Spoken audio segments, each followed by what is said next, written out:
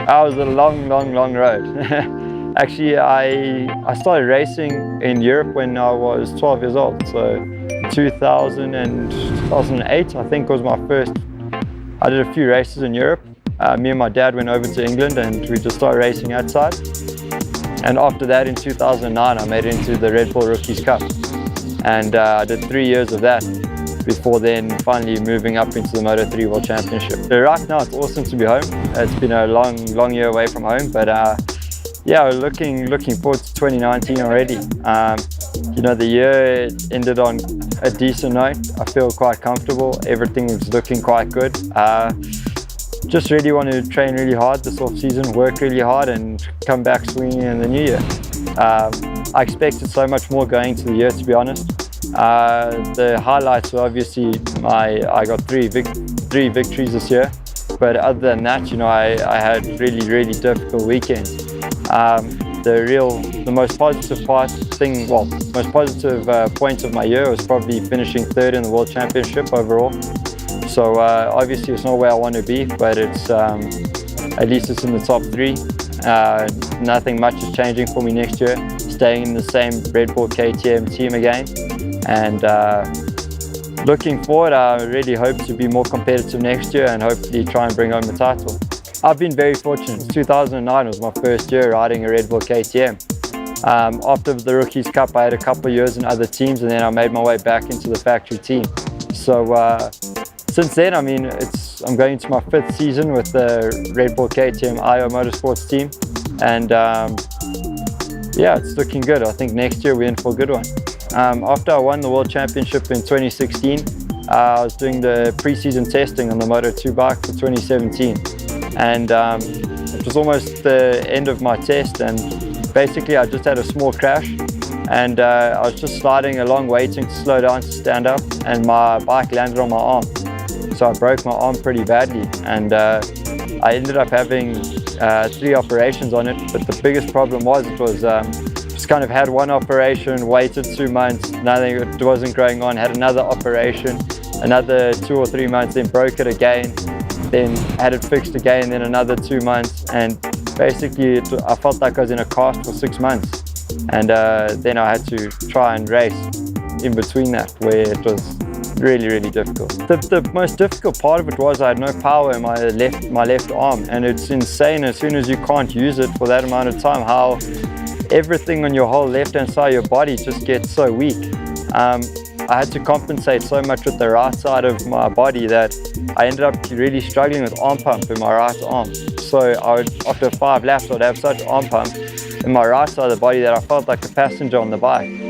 And I had that for more than half a year, you know, of racing. It was the most frustrating thing ever. I ended up having another operation on my right arm to try to get rid of the arm pump problem I kept getting. We got that a lot better, which was good. But it was only really, it's after about 7-8 months after the operation where things started to feel normal for me again. And in that time I started to get podiums again in Moto2 and just got stronger every weekend. There's so many ups and downs in motorsport. I think that's what makes it such an amazing sport. But when times get tough, you know, you need to focus on where you want to be, deal with it at the time and just carry on, you know. I think it's important to try not rush things, because when you try to rush things, you probably end up maybe taking 1 step forward, but then 2 steps back later down the line. So it's been a great few years. I mean, I feel that I haven't reached my potential yet in Moto2. I honestly think that next year I can do so. And I've got everything I need to do it. I've got the best team behind me. I feel fitter and stronger than I've ever been.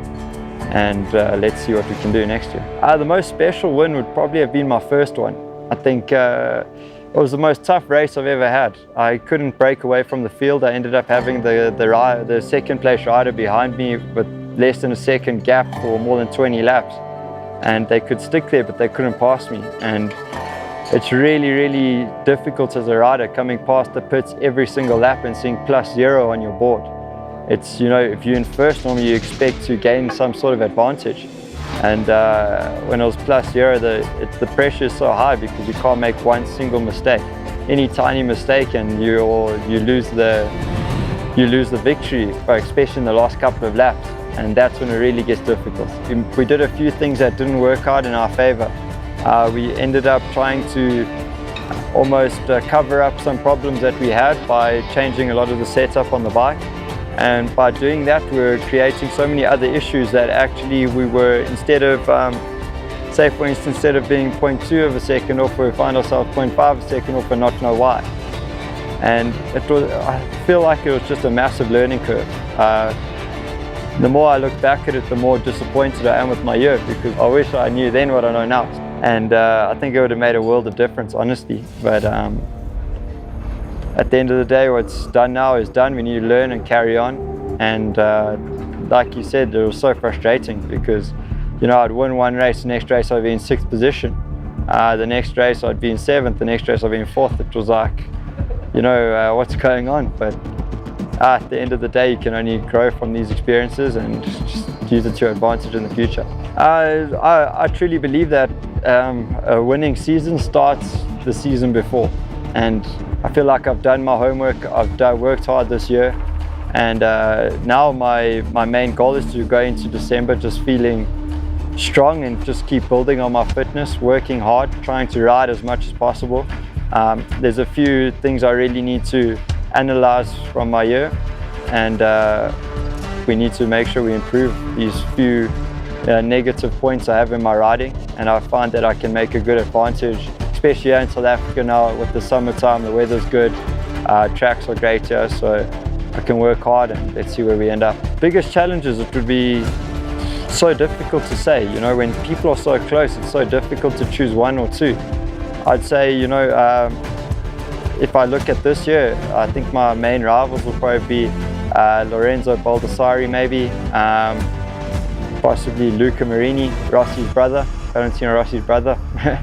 So it's quite cool. I mean, there's a lot of guys that are really fast, but you know, you never know who's going to be where until you get midway through the season. The only way to do it is to really go and put yourself on the world map. You need to go and show people what you can do overseas in Europe, and maybe the Spanish Championship, Red Bull Rookies Cup, go over to England, race in England, try that route.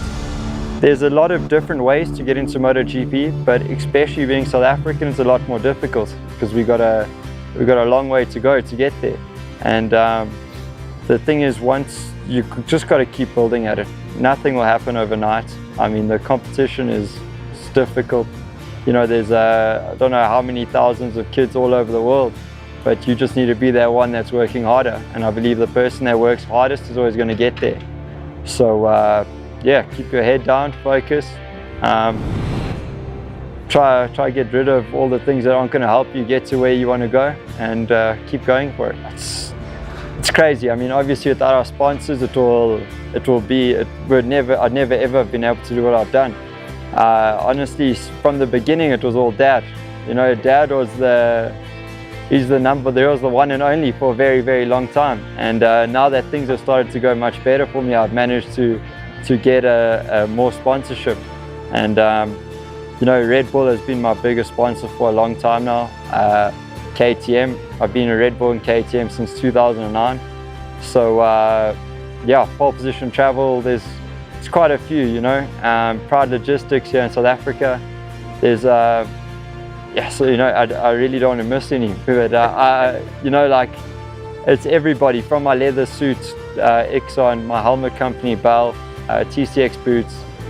There's so many people behind the scenes that I can't even explain how fortunate I am to have them. And basically they make all us young riders our dreams come true, so hats off to them.